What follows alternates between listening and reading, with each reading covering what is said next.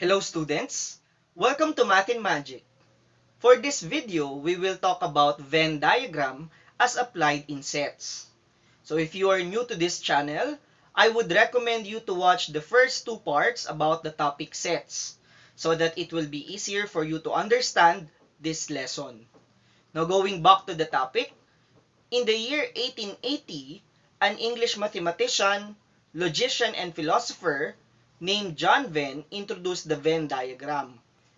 A Venn diagram is constructed with a collection of simple closed curves or circles drawn in a plane as a way of illustrating relationships between different groups of objects. The rectangular plane represents the universal set, circles represent different sets, elements which are common to both sets will be written inside the area of intersection. Meanwhile, distinct elements for each set will be written inside the circle but outside the area of the intersection. As an example, the universal set contains the first 10 counting numbers. Elements are 1, 2, 3, and so on up to 10. Set A is composed of positive even integers up to 10. Elements will be 2, 4, 6, 8, and 10. While set B contains the positive integers divisible by 3 which are less than 10. Elements are composed of 3, 6, and 9. Now when illustrated in Venn diagram, it would look like this. So we have two circles inside a rectangle. Sets A and B intersect because the element 6 is common to both. As I've mentioned earlier, common element will be placed in the area of intersection. Other elements of A will be written inside the circle representing A and the same in set B. Elements of B that is not common to A will be placed on the circle outside the area of intersection. Now, elements which do not belong in sets A and B, like 1, 5, and 7, will be placed in the rectangular plane outside the two circles. Now, for the question, list down the elements of the following sets. Number 1, A intersection B. Number 2, A union B. Number 3, the complement of A union B. Also determine the cardinality of the following sets. For item number 4, the cardinality of set A. For item number 5, cardinality of A intersection B. And for item number 6, the cardinality of complement of A union B.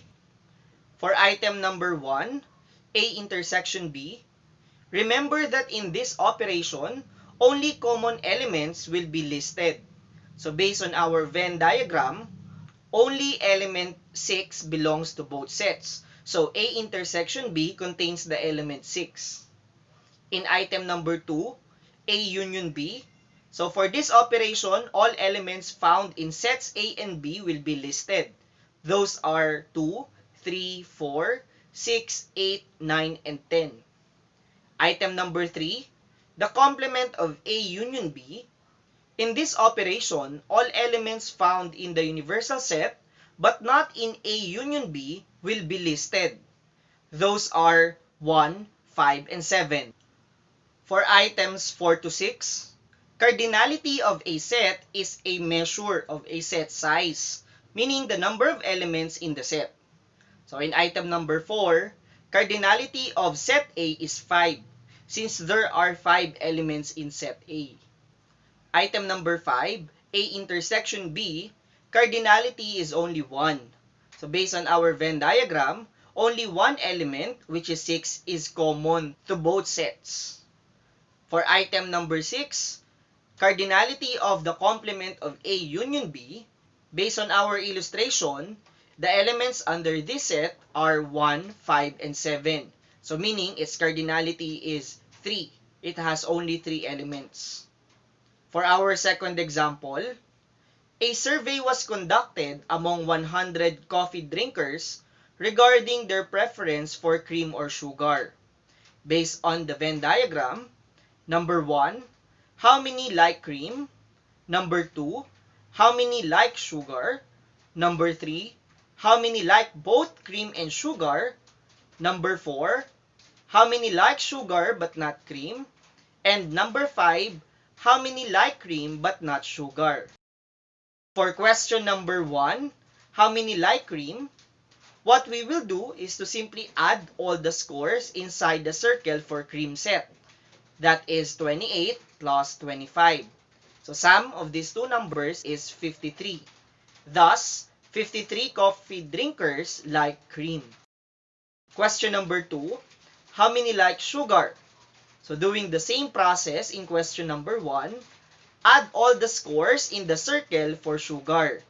That is 25 plus 37. 25 plus 37 is equal to 62. Thus, 62 coffee drinkers like sugar. Question number 3, how many like both cream and sugar? So when asked this kind of question, what you will do is to simply identify how many elements appeared in both sets. The word "and" denotes intersection. So for this question, the answer is 25. That is the number of elements inside the area of intersection. For question number 4, how many like sugar but not cream? So for this item, we will get the number of elements in the set sugar, excluding those that can also be found in cream. In this case, that is 37. Thus, 37 coffee drinkers like sugar but not cream. And lastly, for question number 5, how many like cream but not sugar? This question is just like question number 4. It asks for the number of elements in cream set excluding those that can be found in sugar set. So that is 28. Thus, 28 coffee drinkers like cream but not sugar. For our last example, 50 women were asked on what detergent soap they prefer in washing clothes. Below is the summary of their responses. 22 like brand A, 23 like brand B, 26 like brand C, 8 like both brands A and B, 9 like both brands A and C, 11 like both brands B and C, and 5 like all the 3 brands. Now questions are, number 1, how many like brand A only, brand B only, brand C only, and for item number 2, how many do not like any of the 3 brands? The first step in answering problems using Venn diagram is to draw sets inside the rectangle. Since there were 3 sets presented, we need to draw 3 circles which represent soap detergent brands. After doing so, we will now begin at the centermost part of the sets. That is the intersection of the 3 sets. Place number 5 in the innermost part since there were 5 women who like all 3 brands. Next, work on the intersection of 2 sets. In the diagram, the intersection of 2 sets is the region where they overlap. This is A intersection B, this one is for A intersection C, and this is for B intersection C. Since there were already 5 on every part of the intersection of 2 sets, analyzing the statement 8 like both brands A and B, so to know the remaining part, we will subtract 8 by 5. Difference is 3. Thus, this portion of intersection has 3 elements. So doing the same procedure to solve the intersection of sets A and C, that will be 9 minus 5. Difference is 4. So this remaining portion of intersection has 4 elements. For intersection of B and C, that is 11 minus 5. 11 minus 5 is equal to 6. Thus, this portion of intersection has 6 elements. Now to complete the Venn diagram, solve for those who like A only, B only, and C only. Now remember that the statement 22 like brand A means even those who like both A and B, both A and C, and all the 3 brands are included since all of them like brand A. Thus, 3, 4, and 5 must be subtracted from 22 since they are already identified in the circle. So the only missing region is those who like brand A only. 22 minus 3 minus 4 minus 5 is equal to 10. Hence, 10 women like brand A only. Doing the same procedure to solve for those who like brand B only, 23 minus 3 minus 6 minus 5, the difference is 9. So therefore, there were 9 women who like brand B only. For brand C, 26 minus the other numbers in the circle, those are 4, 6, and 5.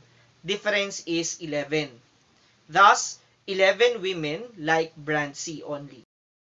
Now, to solve for those who do not like any of the 3 brands, we need to solve for the elements which are not present in set A, set B, and set C. According to the problem, 50 women were surveyed, which means 50 is our universal set. Now, what we will do is to simply add all the elements in the 3 sets and then subtract it from 50. That can be illustrated as 50 minus quantity 5 plus 3 plus 4 plus 6 plus 10 plus 9 plus 11. So the sum of the numbers inside the parentheses is 48. 50 minus 48 is equal to 2. Hence, 2 of the 50 women do not like any of the 3 brands. So this value will be written outside the 3 circles but inside the rectangle. Thank you for watching. God bless.